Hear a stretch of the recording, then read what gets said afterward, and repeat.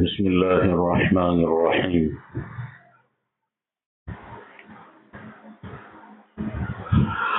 الحمد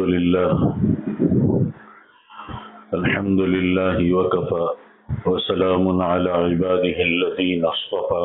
أما بعد،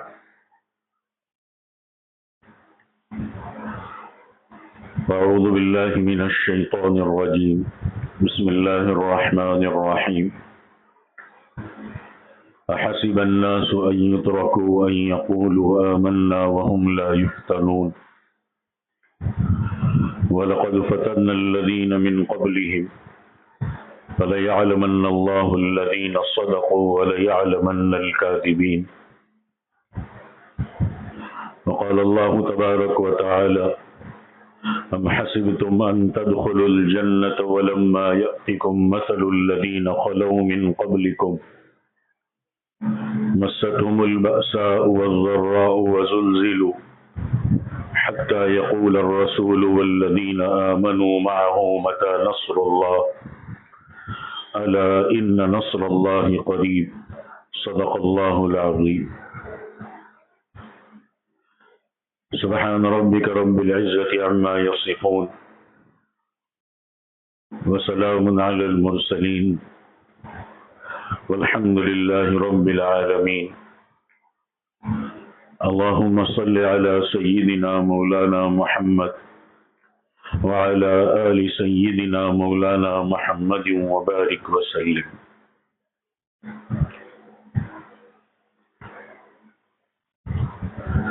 آج کا ہمارا موضوع ہے ایمان والوں پر ہی حالات کیوں آتے ہیں۔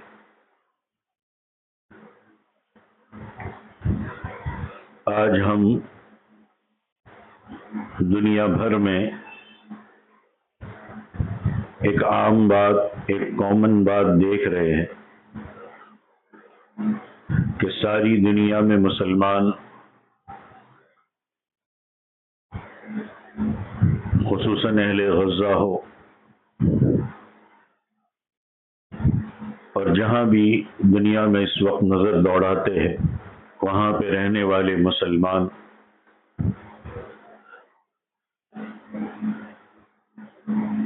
اور مکۃ المکرمہ، مدینۃ المنورہ اور UAE، وہاں کے رہنے والے مسلمان اگر حکومتی لوگوں کو چھوڑ دیا جائے اور خصوصی طور پر ہمارا ملک، ہمارے ملک میں مسلمانوں پر اس وقت جو الگ الگ قسم کے حالات چل رہے ہیں اور آئے دن حالات الگ الگ عنوان سے، الگ الگ طریقے سے، الگ الگ انداز میں مسلمانوں کی اجتماعیت پر اثر انداز ہو رہے ہیں۔ کبھی کیا مسئلہ اور کبھی کیا مسئلہ، ہر روز ایک نیا شوشہ مسلمانوں کو پریشان کرنے کے لیے کھڑا کیا جا رہا ہے۔ ہر نیا سورج ایک نئے فتنے کو لے کر طلوع ہو رہا ہے۔ اب ان حالات کے پس منظر میں، بیک گراؤنڈ میں، ذہن میں ایک سوال، ایک کوشچن یہ ابھرتا ہے اور اچھے خاصے علم والے، قرآن و حدیث پہ نظر رکھنے والے اس سے پریشان ہیں کہ یہ حالات مسلمانوں ہی پر کیوں آ رہے ہیں، ایمان والے ہی ان حالات کے شکار کیوں ہے، حالانکہ ہم مسلمان تو اللہ کو ماننے والے ہیں، جبکہ دنیا کی دوسری قومیں تو اللہ کو مانتی بھی نہیں ہیں۔ تو پھر یہ حالات ہم پر کیوں آ رہے ہیں؟ اور اس کی وجہ سے لوگ شکوک و شبہات میں مبتلا ہو رہے۔ اگرچہ ہم لوگ اللہ کی نہیں مانتے لیکن اللہ کو تو مانتے ہیں۔ یہ بات بھی صحیح ہے کہ ہم کہتے ہیں کہ ہمارا رب اللہ ہے، لیکن اللہ نے کیا کہا ہے اس پر چلنے کے لیے تیار نہیں ہے. لیکن اللہ کو اللہ ہم ضرور مانتے، اللہ ہی کو اپنا حقیقی رب مانتے، پھر بھی سب سے زیادہ حالات دنیا بھر میں ایمان والوں ہی پر کیوں آتے ہیں؟ یہاں تک کہ بعض ایمان والے تو یہ بھی سوچتے ہیں کہ ہم نمازوں کا بھی اہتمام کرتے ہیں، واجبات، سنن، مستحبات، معمولات کا بھی اہتمام کرتے ہیں، پھر بھی ہم ہی پر حالات کیوں آتے ہیں جبکہ دوسری قومیں اپنی عیش پرستی میں مست ہے، مزے لے رہی ہے، ترقیاں کر رہی ہے، حالات سے ان کا کوئی سروکار نہیں ہے. تو یہ حالات ہم رب کے ماننے والوں ہی پر کیوں آ رہے ہیں؟ آئیے اس سوال کے جواب کے لیے آج کی اس مجلس میں اسی سوال کے جواب کو ہم قرآن کریم میں ڈھونڈنے کی کوشش کرتے ہیں. اسی لیے میں کہہ رہا ہوں بار بار، اور پہلے بھی کہہ چکا ہوں، کہ قرآن کریم میں ہمارے سارے مسائل کا حل ہے.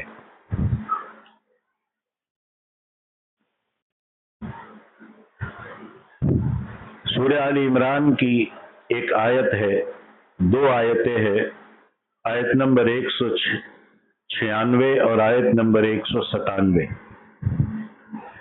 اللہ فرماتے لا یغرکنک تقلب الذین کفروا فی البلاد،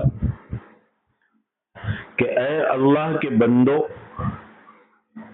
کافروں کا شہروں میں عیش و عشرت کے ساتھ گھومنا پھرنا، مزے کرنا، بدماشیاں کرنا، سازشیں کرنا، اپنی طاقت کے نشے میں ایمان والوں کو پریشان کرنا، اللہ کہتے یہ تمہیں کسی دھوکے میں نہ ڈال دے.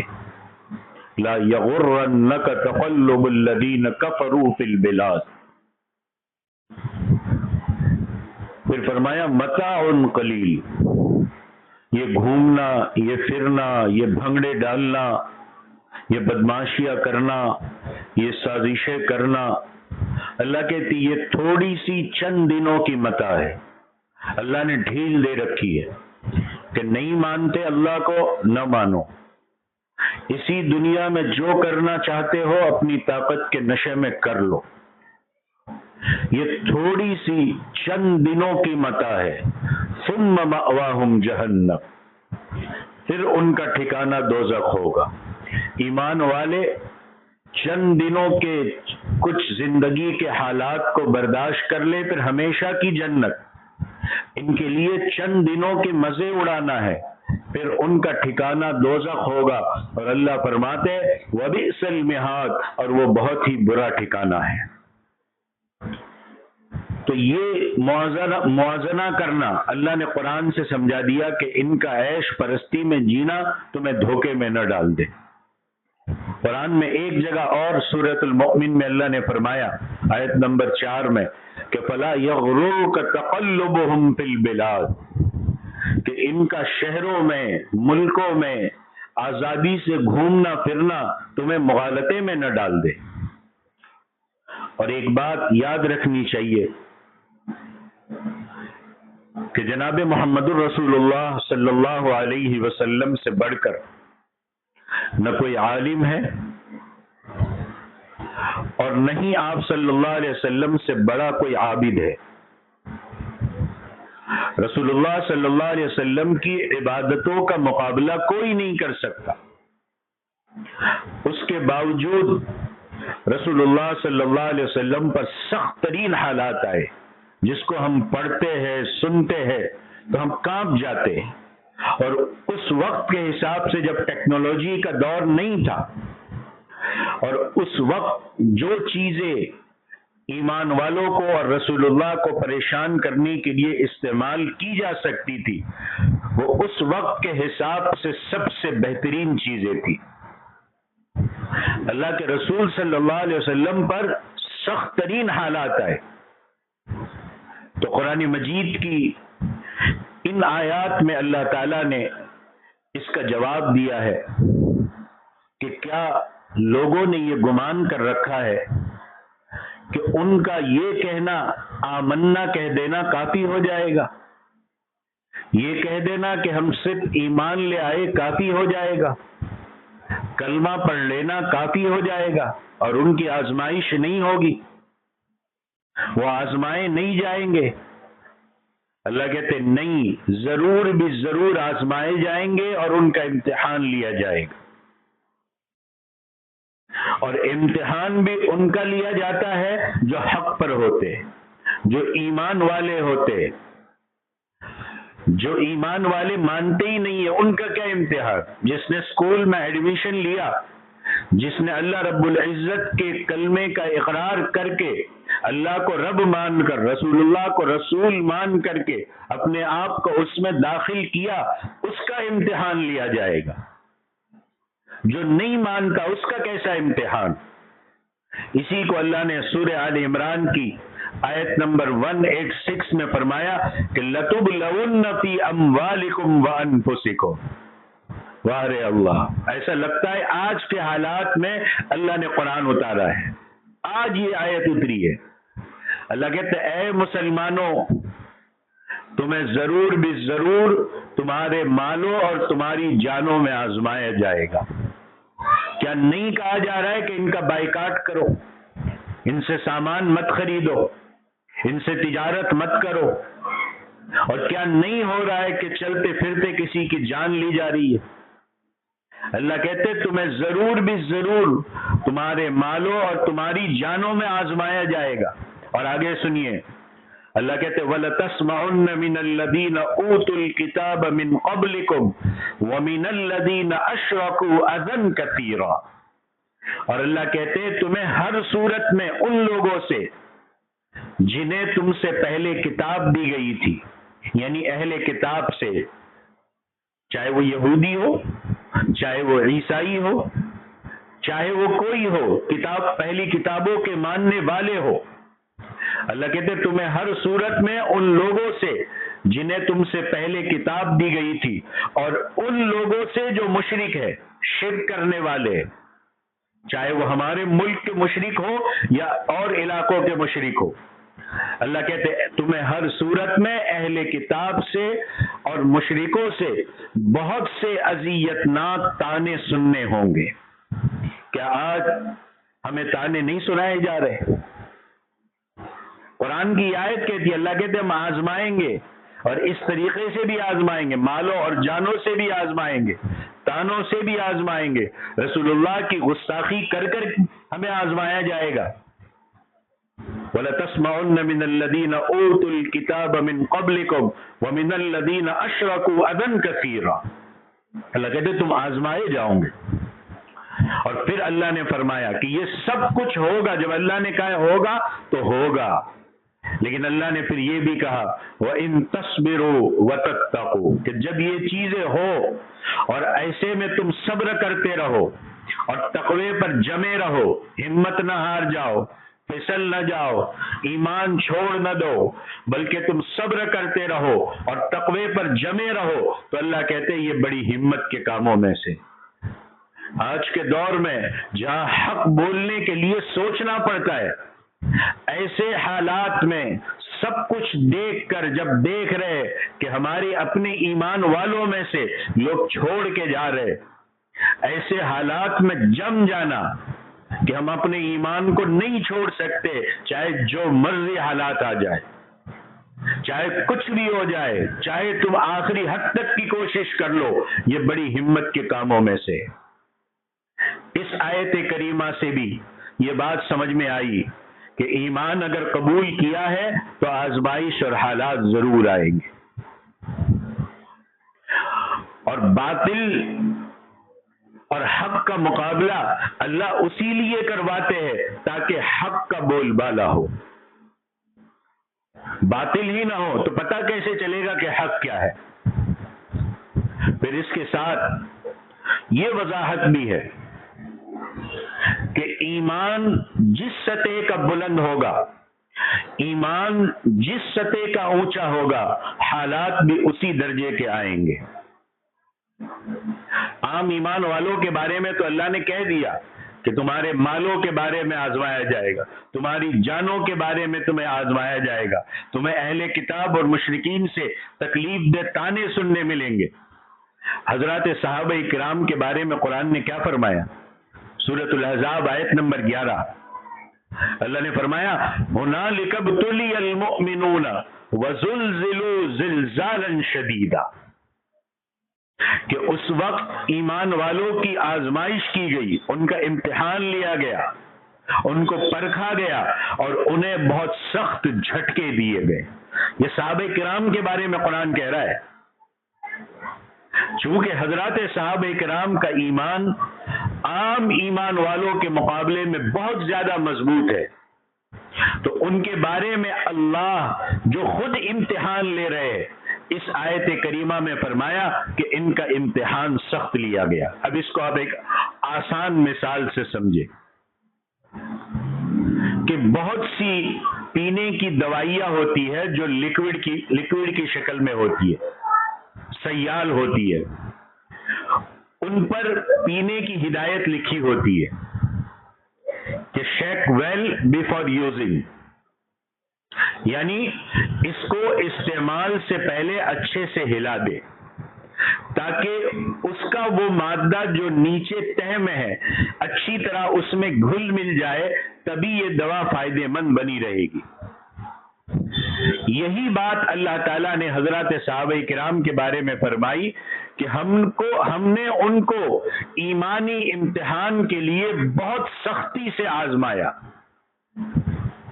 اب یہاں ایک بات اور غور کریے کہ امتحان لینے والی ذات خود اللہ کی ہے، اور اللہ خود فرما رہے کہ میں نے ان کا سخت امتحان لیا۔ تو تصور کرو کہ جب امتحان لینے والا خود اپنے طلباء کے بارے میں، اپنے اسٹوڈنٹ کے بارے میں یہ کہے کہ میں نے ان طلباء کا سخت امتحان لیا ہے، تو ان کا امتحان کیسا رہا ہوگا؟ پھر چونکہ صحابہ کے مقابلے میں انبیاء کرام کا ایمان وہ تو اور بھی بلند، اور بھی اونچے درجے کا ہوتا ہے۔ تو رسول اللہ صلی اللہ علیہ وسلم نے حدیث پاک میں فرمایا کہ حضرت فاطمہ رضی اللہ تعالیٰ عنہ جو کہ حضرت حذیفہ بن یمان کی بہن ہے،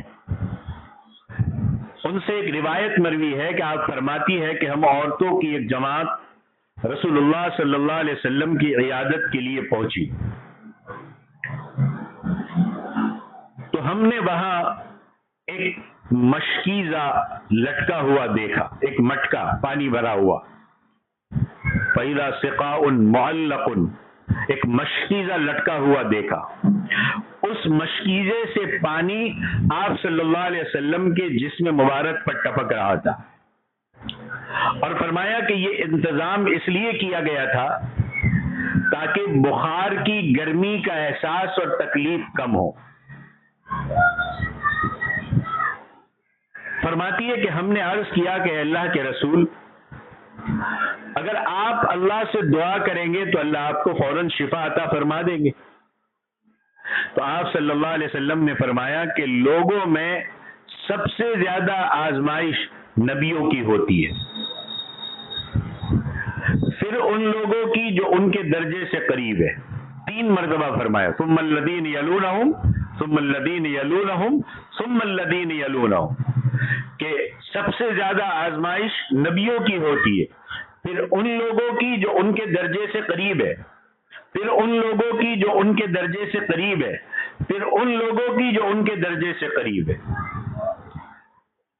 پھر چونکہ انبیاء میں سب سے اونچا اور بلند درجے کا ایمان جناب محمد الرسول اللہ صلی اللہ علیہ وسلم کی ذات اقدس کا ہے، تو سب سے زیادہ سخت حالات نبی کریم صلی اللہ علیہ وسلم کی ذات اقدس پر آئے۔ اللہ کے رسول صلی اللہ علیہ وسلم نے خود اپنے بارے میں فرمایا کہ لقد اوذیت فی اللہ وما یؤذی احد ولقد اخذت فی اللہ وما یخاف احد، کہ مجھے اللہ کی راہ میں اتنا ستایا گیا جتنا کسی کو نہیں ستایا گیا، اور مجھے اتنا ڈرایا گیا جتنا کسی اور کو نہیں ڈرایا گیا۔ معلوم ہوا کہ ایمان قبول کرنے کے بعد حالات کا آنا اور آزمائش کا ہونا یہ اللہ کی جانب سے ایک ضابطہ ہے. کسی بھی مسلمان کو یہ نہیں سوچنا چاہیے کہ حالات ہر وقت ایک ہی طریقے کے نارمل رہیں گے، موافق رہیں گے، سازگار رہیں گے، سموتھ رہیں گے، کوئی تکلیف کوئی پرابلم نہیں آئے گی. ایسا ہو نہیں سکتا. ایمان والے کے لیے آزمائش اور امتحان لازمی چیز ہے. پھر یہاں ایک سوال اور پیدا ہوتا ہے کہ اس آزمائش اور امتحان کی کیا ضرورت ہے؟ کیوں امتحان لیا جاتا ہے؟ اس آزمائش کی وجہ، اس کا ریزن کیا ہے؟ اس کا جواب اللہ نے ایک اور آیت میں سورہ عنکبوت میں فرمایا ہے. اللہ کہتے وَلَقَدْ فَتَنَّ الَّذِينَ مِن قَبْلِهِمْ فَلَيَعْلَمَنَّ اللَّهُ الَّذِينَ صَدَقُوا وَلَيَعْلَمَنَّ الْكَاذِبِينَ. اللہ کہتے ہم نے، اور بے شک ہم نے ان لوگوں کو بھی آزمایا تھا جو ان سے پہلے تھے. امتحان اللہ کہتے سب کا لیا گیا، آزمائش میں سب کو ڈالا گیا. اور کیوں آزمایا؟ اللہ کہتے یقیناً اللہ ان لوگوں کو ضرور آزمائش کے ذریعے سے نمایاں فرما دے گا کہ اپنے ایمان کے دعوے میں صدقو کون سچا ہے، وَلَيَعْلَمَنَّ الْكَاذِبِينَ اور کون جھوٹا ہے، اللہ سب کو ظاہر کر دے گا. میں تو ہر جگہ دعویٰ کرتا پھروں میرا ایمان مضبوط ہے، میں حقیقی ایمان والا ہوں، لیکن جب حالات آئے اور ان حالات پہ نہ جموں یا حالات پہ جموں، اس کے ذریعے سے پتا چلے گا کہ کون سچا ہے اور کون جھوٹا ہے. یہ امتحان اس لیے آتے اور یہ آزمائش اس لیے ہے کہ کون خالص، کون اوریجنل ایمان والا ہے، کون نفاق والا ہے، کون ڈپلیکیٹ ہے، یہ سامنے آ جائے. نقلی کون ہے، اصلی کون ہے، یہ سب کو پتا چل جائے. مقبول کون ہے، مردود کون ہے، یہ ظاہر ہو جائے. ایمان کے دعویٰ کرنے والے تو بہت سے لوگ ہوتے، لیکن حقیقی ایمان والے کون ہے کہ اس کی جانچ کے لیے ہم ایمان والوں کی آزمائش کرتے ہیں. اب اہل غزہ کو دیکھیے، اہل فلسطین کو دیکھیے، ہم پر تو کچھ بھی نہیں آیا ہے، ہم پر تو صرف سوچے چھوڑے جا رہے، اکا دکا حملے کیے جا رہے. لیکن دیکھیے اہل غزہ کو، وہ استقامت کے پہاڑ، وہ ایمان سے بھرپور، ہمت سے بھرپور، وہ چھوٹے چھوٹے بچے، پھول کھلتے بچے، ان کی زبانوں پر ایمان سے بھرپور قرآن کی آیتیں، حالات میں کیا کرنا ہے، ان حالات میں اللہ نے کیا فرمایا ہے، اس پر ان کی زبانوں پر قرآن کی آیتیں. وہ پھسلے نہیں. دنیا کی ظالم ایک سے ایک طاقتیں سب مل کر کے ایک چھوٹے سے علاقے کے پیچھے لگی ہوئی ہے، لیکن وہ جمے ہوئے کہ جان دے دیں گے، سب کچھ برباد ہو جائے گا، سب برداشت ہے، لیکن ایمان چھوڑنا برداشت نہیں ہے. اللہ جانچتے ہیں. اور اللہ نے دنیا کو دکھایا کہ اگر آپ جمنا چاہو، آپ حقیقت میں ایمان پہ جمنا چاہو، تو صحابہ کی مثالیں ہم نے سنی تھی، اللہ کے نبی کی قرن اول کی مثالیں ہم نے سنی تھی. اللہ نے آج کے دور میں اہل غزہ کی مثالیں ہمیں دکھا دی. یہ جم گئے اور دنیا پریشان ہے، باطل پریشان ہے، انصاف پسند لوگ ان کے لیے آوازیں اٹھا رہے، حکومتیں جام کرنے کی کوشش کی جا رہی ہے، لیکن باطل دندناتا پھر رہا ہے. اسی کو اللہ نے شروع میں بیان فرمایا کہ ان کا دندنانا تمہیں دھوکے میں نہ ڈالے. تو حقیقی مومن کون ہے، ایمان والا کون ہے، اس کی جانچ کے لیے اللہ کہتے ہیں ہم ایمان والوں کو آزماتے. لیکن یہاں ایک پھر اور سوال پیدا ہوتا ہے کہ اللہ کی ذات تو عالم الغیب ہے، اللہ تو علیم بذات الصدور ہے، اللہ کو تو ہر چیز پہلے سے معلوم ہی ہے کہ کون حقیقی ایمان والا ہے، کون ڈپلیکیٹ ایمان والا ہے. تو اوریجنل اور ڈپلیکیٹ کو اللہ کو جانچنے کی ضرورت کیا ہے؟ اللہ کو تو سب پتا ہے. اللہ اپنے علم ازلی سے یہ بات جانتا ہے کہ کون حقیقی مومن ہے، کون منافق ہے. تو اب پھر اس آزمائش کی ضرورت کیا ہے؟ اس کا جواب یہ ہے کہ اللہ صرف یہی نہیں کہ اللہ عدل و انصاف کرتے ہیں، بلکہ اللہ اپنے انصاف کو ثابت بھی کرتے ہیں، پروو بھی کرتے ہیں. مالک یوم الدین، اللہ روز جزا کے مالک، انصاف کرنے والے ہیں، جو قیامت کے دن بندوں کے سامنے وہ انصاف ظاہر ہوگا. دوسری آیت میں فرمایا وما ربک بظلام للعبید، کہ آپ کا رب بندوں پر ذرہ برابر ظلم کرنے والا نہیں ہے، مکمل انصاف کرنے والا ہے. اور مکمل انصاف تبھی کہا جائے گا جب اللہ کا انصاف بندوں کے سامنے واضح ہو کر آ جائے. تو آزمائش کے ذریعے لوگوں کے سامنے یہ بات کھل کر آ جائے کہ حقیقی مومن کون ہے اور منافق کون ہے.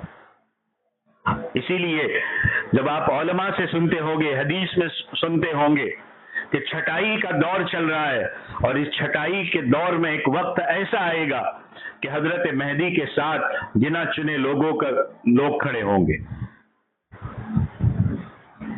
حقیقی ایمان والے کھڑے ہوں گے، منافق کون ہوں گے. یہ اللہ کھل کے اس بات کو واضح کرنا چاہتا ہے دنیا میں. یعنی اللہ کا عدل، اللہ کا انصاف حجت کے ساتھ ثابت ہو جائے. کوئی یہ نہ کہہ سکے، کسی کے پاس کوئی بہانہ یا عذر کا موقع ہی نہیں ملے کہ کیسے پتا چلا، میں تو حقیقی ایمان والا تھا. اب جب حالات آئیں گے تو اس حالات میں دودھ کا دودھ اور پانی کا پانی کھل کے سامنے آ جائے گا. اب دیکھو آج کے اس دور میں، آج کے اس حالات میں، چاہے اب ملکوں کے حالات لے لو، فلسطین کے حالات لے لو، ہمارے ملک کے حالات لے لو، منافقت کھل کے سامنے آ رہی ہے. اللہ کھل کے ثابت کھول دے گا کون ہے. فَلَيَعْلَمَنَّ اللَّهُ الَّذِينَ صَدَقُوا وَلَيَعْلَمَنَّ الْكَاذِبِينَ. اب اس بات کو آپ ایک مثال سے سمجھیں. ایک کلاس ٹیچر جس کے پاس 3 طالب علم ہیں، 3 اسٹوڈنٹ ہیں. اب کلاس ٹیچر اپنے ان تینوں طلبہ کی، ان تینوں اسٹوڈنٹس کی علمی صلاحیت سے بہت اچھی طریقے سے واقف ہے. اب ان کا امتحان، ان کا ایگزام لینے کی ضرورت نہیں ہے. اب چونکہ پورے سال ان کے پاس پڑے ہیں، اس لیے کلاس ٹیچر اچھی طرح جانتے ہیں کہ ان میں سے کون کتنے پانی میں ہے. لہذا جب امتحان کا وقت آئے تو کلاس ٹیچر یہ بھی تو کر سکتا ہے نا کہ تینوں کا امتحان لیے بغیر، تینوں کی صلاحیت کے مطابق، میرٹ کے مطابق ان کو نمبرات اور مارکس دے دے. مثلا ان میں جو زیادہ ذہین ہے اسے 90 نمبر دے دے، جو میڈیم ہے اسے 60 دے دے، جو ادنا درجے کا ہے اسے فیل کر دے. اب کلاس ٹیچر کا یہ فیصلہ بھی انصاف والا ہی ہوگا، لیکن اس میں ان طلباء کو یہ کہنے کا موقع رہے گا کہ اگر ہمارا امتحان لیا جاتا تو ریزلٹ اس سے اچھا ہوتا. جیسے حضرت موسیٰ علیہ السلام کے زمانے میں موسیٰ علیہ السلام کی قوم نے کہا تھا کہ ہم لڑیں گے، لیکن جب لڑنے کا موقع آیا تو کہا کہ فَاذْهَبْ أَنْتَ وَرَبُّكَ فَقَاتِلَا، آپ جاؤ، آپ کا رب جاؤ، لڑو، ہم نہیں جائیں گے، ہم اِنَّا هَاهُنَا قَاعِدُونَ، ہم تو یہاں بیٹھے. تو امتحان سے ہی سب کچھ لیا جاتا. تو وہ بچے کہہ سکتے تھے کہ ہمارا امتحان لیا جاتا تو ریزلٹ اس سے اچھا ہوتا. اعلیٰ نمبر والا یہ کہہ سکتا کہ سر اگر آپ میرا امتحان لیتے تو میں 100 میں سے 99 لاتا.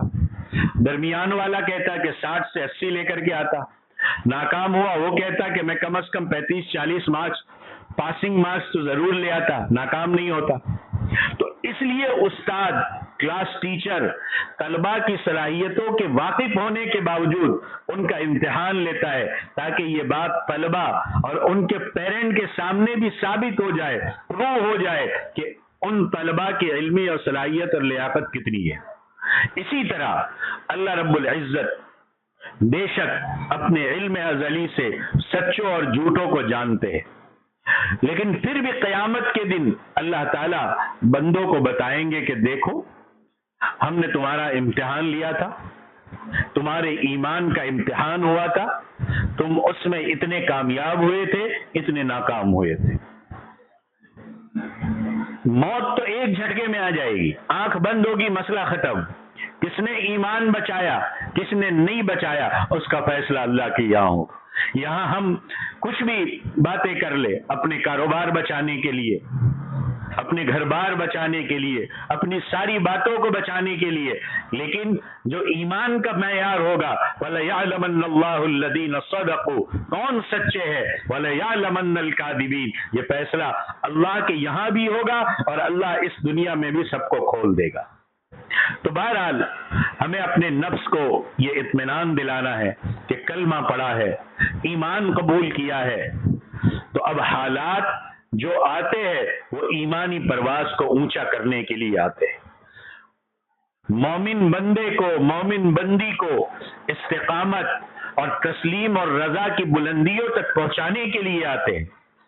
سید صادق حسین نے کیا خوب کہا ہے کہ تندی باد مخالف سے نہ گھبرا اے عقاب، تندی باد مخالف سے نہ گھبرا اے عقاب، یہ تو چلتی ہے تجھے اونچا اڑانے کے لیے۔ ایمان والوں کو ان سخت حالات میں مایوس ہرگز نہیں ہونا چاہیے۔ یہ تو ہماری سربلندی کی، ہمارے حق پر ہونے کی دلیل ہے کہ ہم حق پر ہیں۔ پتھر وہی مارے جاتے ہیں جس پر پل ہے۔ آج تو ایک شربت بھی ایمان، ہم اتنی مالدار قوم ہے کہ ایک شربت بھی ہمارے بغیر ان کا بیچا نہیں جاتا، کہ ہم اتنی مالدار قوم ہیں، اور لوگ اتنے غریب ہیں کہ ان کی کرسی ایک مسلمان کے نام لیے بغیر بچتی نہیں ہے۔ تو ان حالات میں ہرگز مایوس نہیں ہونا چاہیے، اللہ کی ذات پر یقین اور بھروسہ رکھنا چاہیے کہ اسی ذات قادر مطلق کا اعلان ہے وَأَنْتُمُ الْأَعْلَوْنَ إِن كُنتُم مُؤْمِنِينَ، کہ تم ہی غالب آؤ گے اگر تم کامل ایمان رکھتے ہو، جیت تمہاری ہوگی۔ حضرت موسیٰ کو ستایا گیا، نبیوں کو ستایا گیا، اور بڑے بڑے نبیوں کو ستایا گیا، حالات آئے، ایک لمبے زمانے تک آئے، 950 سال تک حضرت نوح علیہ السلام پر حالات آئے، حضرت موسیٰ علیہ السلام پر لمبے زمانے تک حالات آئے، باطل دندناتا پھرتا رہا، لیکن آخر میں جیت حق والوں کی ہوئی۔ تو اللہ کہتے جیت تمہاری ہوگی، کیونکہ ایسا تو نہیں ہے کہ ایک دو دن باطل کو موقع دیا جائے، وہ تو اللہ کی حکمت میں ہے کہ ان کو کب تک موقع دینا ہے کہ جب تک ان کی حجت پوری ہو جائے۔ تو جیت ایمان والوں کی ہوگی، سربلندی صرف ایمان والوں ہی کا مقدر ہے، لیکن اس کے لیے ایک شرط اللہ نے فرمائی ان کنتم مؤمنین، کہ اپنے کامل ایمان پر ڈٹے رہو اور جمے رہو۔ یہ نہیں کہ نام کے مسلمان، رمضانی مسلمان، حالات کے کوئی موقع آیا اس کے مسلمان، باقی نہ چہرے سے مسلمان نظر آ رہے، نہ گھر کے ماحول سے مسلمان نظر آ رہے، نہ اٹھنے اور بیٹھنے سے مسلمان نظر آ رہے، نہیں، اپنے ایمان کامل پر ڈٹے اور جمے رہو۔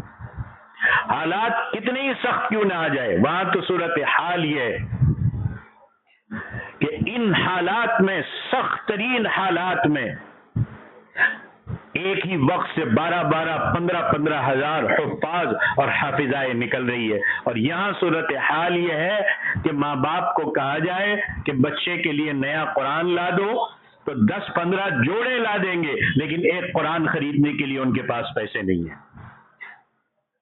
اللہ کھول کے رکھ دے گا۔ اپنے ایمان کامل پر ڈٹے رہو، جمے رہو۔ ہم کو اپنے گھر میں ٹی وی رکھ سکتے ہیں، اپنے گھر میں ساری چیزیں رکھ سکتے ہیں، لیکن دینی خزانے کی کتابیں چند دن رکھنے کے بعد مسجد میں پھٹے پرانی چیزیں پڑی ہوئی کو ہم حوالے کر دیتے۔ یہ حالات ہیں ہمارے، اس پر سربلندی نہیں ملیں گی۔ اپنے ایمان کامل پر ڈٹے رہو، جمے رہو، حالات کتنے ہی سخت کیوں نہ آ جائے، لیکن ہمارے پائے استقلال میں، ہماری استقامت میں، ہمارے پیروں میں ذرہ برابر کمزوری نہ آنے پائے، اس کا ہمیشہ دھیان رکھنا ہے۔ اللہ سے دعا ہے کہ اللہ تعالی ہمیں سخت ترین حالات میں بھی جمائے رکھے، ہمارے قدم ایمانی امتحان کے موقع پر لڑکھڑا نہ جائے، ہم نفس و شیطان کے دجالی دھوکے میں نہ آئے۔ اللہ ہمیں اپنی ذات کے ساتھ جوڑے رکھے، ہمارے دلوں میں اللہ تعالیٰ اپنی ذات پر یقین کامل پیدا فرما دے۔ اللہ تعالیٰ ہم ایمان والوں کے حالات درست فرمائے۔ ہم تو اتنے کمزور ہیں کہ ہم آزمائش کے بھی قابل نہیں ہیں۔ آزمائشوں سے اللہ ہماری حفاظت فرما دے، ان ناموافق حالات کو ایمان والوں کی ترقی کا ذریعہ بنائے، تمام پریشانیاں دور فرمائے، آمین یا رب العالمین۔ وآخر دعوانا ان الحمد للہ رب العالمین۔